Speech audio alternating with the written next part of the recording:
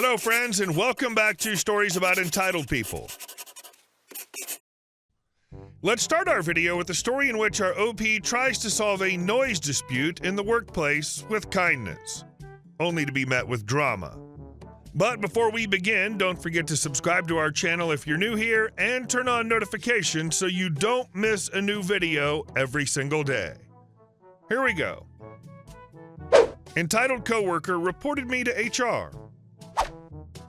I, 55-year-old female, worked with a nice enough, I thought, woman. Let's call her Nancy. She was a good worker, cleaning and preparing machine parts. I was the only shipping person. We worked in a pretty small warehouse, and some of the machines were pretty noisy, so most employees, about 10 of us, used earbuds to listen to music or audiobooks. Nancy had just started a few months before and had a small child, so she couldn't afford earbuds. Someone brought in a small Bluetooth speaker for her to use until she could get earbuds. Then she started playing her country music so loud I couldn't hear my own music with both earbuds in. I can't stand most country music, but I didn't put her down for it. I asked her to turn her music down so I could hear my own. She did for a little while, but after a few hours turned it back up again.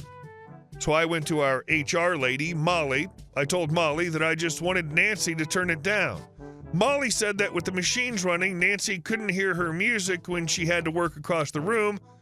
I wanted to ask her how stupid she was, but I politely told her, it's a Bluetooth speaker. She can take it with her. That made sense to Molly, so she said she'd talk to her. Then, of course, I got the cold shoulder for a couple of days from Nancy, but she warmed up again as soon as she needed something from me. And, of course, the music was turned up again. When the speaker was off, once I played my music loudly on my phone, apparently tools inappropriate, so I put my earbuds back in. I decided to try to be extra nice and maybe solve my problem at the same time, so I went to Walmart and got her a $30 pair of earbuds. She jumped for joy and hugged me, thanking me over and over. I have to admit it felt good to make someone that happy. I went back to work with a big smile. About an hour later, our site manager asked for me to join him and Molly in her office. Uh-oh, what did I do now? Nancy was in there and had obviously been crying.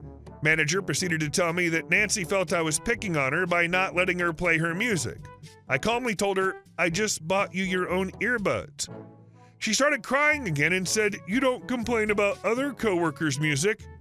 FYI, I hate other coworkers' music, but she keeps it to a tolerable volume.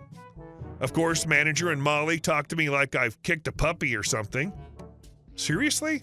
I wanted to tell them all to kiss my fat butt, but I wanted to keep this job, so I repeated that I want to be able to hear my own music without having to damage my own hearing by turning the volume up all the way. All I got was the usual, we all have to get along, and why don't you try listening to her music and don't be so close-minded? They proceeded to treat her like a victim. Oh, you poor baby. And OP's been here longer, but she needs to be nicer. Facepalm. After all that coddling, Nancy decided she was too good for that job and left. Luckily, we got a replacement for her. The new lady only speaks Spanish, but she's very good at using Google Translate, and she's fun. But I'm still looking for another job. Sometimes the people you thought were nice or any other thing can occasionally surprise you. And our second story.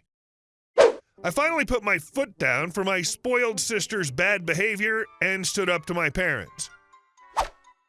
This story is at least a decade old, but it's still one of my most satisfying stories. When I, then 19-year-old male, was home for the summer from college, my sister, then 17-year-old female, was reveling in being the only child in the house. My sister's the baby of the family and acts like it. We generally get along, but she can occasionally be a spoiled brat. I'm the opposite of my sister. For most of my childhood, I was a bit of a doormat. Classic middle child, very well behaved and under the radar. I didn't fight back much, did as I was told, and generally behaved. The biggest shakeup I brought to the family was when I came out as gay at 17. No one was really bothered by it, and my family's generally pretty supportive. Still, it was a difficult thing to process, and I'm glad I got to the point I have today. This is relevant to the story. Now, at the time, I was a much better and more responsible driver than my sister, and as a condition for staying home for the summer rent-free, my parents would occasionally ask me to drive my sister to and from places they didn't want her driving, usually longer distances or on the highway. For the most part, I didn't mind. I love my sister, and we generally get along very well. But like I said, she can occasionally be a brat and has trouble when things don't go her way. One night, my sister had gotten tickets to attend a concert with a boy she liked. As my aunt and uncle were in town and my parents wanted to spend the afternoon having a few glasses of wine out on the patio, they asked if I would be okay driving my sister to the concert that evening. I accepted and figured that was that. My sister and cousins decided they wanted to look at some new outfits and asked me to drive with them to the mall. Being the good brother/cousin I was, I piled them into my car and took them to the mall. All was well until my sister decided I was getting on her nerves over something, and we got in an argument. Wasn't a big deal until my sister, visibly annoyed, rolled her eyes and said, "You don't have to be such a F-word about it." I saw red. I'd been called this word before and have been able to shrug it off, but from my own family, I wasn't going to take it. I could have yelled, argued more, or even stooped to her level, but it suddenly came over me what I was going to do. It was simple. I was not going to drive her to the concert. I told her as much, and she smirked to tell me, "Yeah, right, like Mom and Dad are going to be okay with that." Now, when we got home, I went to my parents, explained what happened, and let them know I would not be driving her to the concert. To my complete lack of surprise, they took her side and explained to me they understood I was upset, but I would still need to take her to the concert. My sister's smug look was all I needed. "No," was all I said. My parents seemed confused and then explained that this was not an option. I simply said, "You cannot make me. I don't care what you do. I will not drive her." Years of resentment over having to be the good sibling finally spilled out, and I simply said, "No."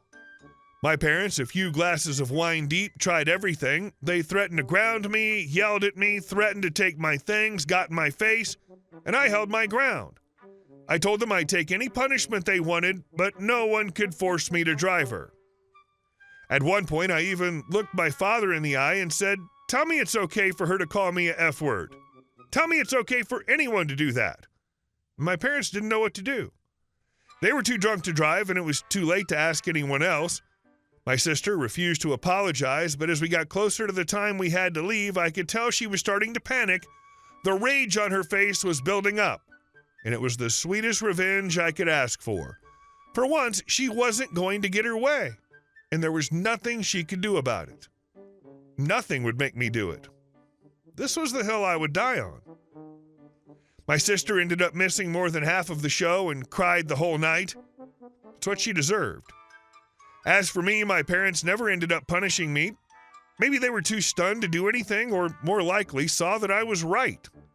But from that point on, I had no problem setting boundaries as needed. I could be kind, but I wasn't going to be my family's doormat. How did this not create a rift in the family? And I'm not talking about missing half a concert. I'm talking about your parents not having your back over your sister's inappropriateness. And our last story. Neighbors tore up my mom's front yard without notice or permission. A few days before Christmas, my mom's neighbors pulled a massive stunt. They tore up her entire front lawn, cut down trees, ripped out lilac bushes, and even demolished the fence she had around her yard. To top it off, they moved the dirt road right up to her kitchen window, plowing over the spot where my childhood dog is buried and the area where her yard and trees used to be. This all happened while my mom was at work, and the neighbors know her schedule, so it's pretty clear they waited until she left. When my mom got home and saw the destruction, she called the cops immediately, but they refused to stop it, saying it was a civil dispute. Unbelievable. The neighbors are claiming they own up to her kitchen window, so they think they have the right to do whatever they want with that land. However, there's no legal document presented to prove that claim. My mom's doing everything she can. She has an appointment with a lawyer, but she's terrified she'll lose the case and end up wasting thousands of dollars fighting this. For a little background, these neighbors have always been mean and bullyish towards my mom, but this is a whole new low. It feels like they're doing this out of pure malice. I told her to take lots of photos, and she has plenty of people from her work who came running to tell her what they saw, so she says she can subpoena them for witness statements if it comes to that. My mom has been maintaining that land since she moved in back in 1997, and she had a fence around it. She's still paying her mortgage, and this is not a rental that the neighbors have any claim to. My mom insists that the neighbors have never even shown her a survey that proves the land belongs to them. Update. After all the destruction my mom's neighbors caused, we finally got the legal ball rolling. My mom's lawyer was incredible and got right to work. We had a survey done on the land, and as we expected, it confirmed that my mom's property extends exactly where she thought it did, right where the fence had been before the neighbors tore it down. The neighbors' claim about owning up to the kitchen window? Total nonsense. With the survey results ready, our lawyer filed a cease and desist order to stop any further destruction. We also sent a demand letter stating that they had no right to touch her property and that they were responsible for the damages. The lawyer also managed to gather statements from all the witnesses who saw what happened, so we had solid evidence to back it all up. After a couple of weeks, they couldn't produce any proof to support their bogus claims, and the pressure from the lawyer, plus the threat of a lawsuit, forced them to agree to restore the yard. They've already started replanting the trees they tore out, and they're fixing the fence as well. The best part? They're covering all the costs. Hey guys, thank you all for watching the video. I'll see you in the next one.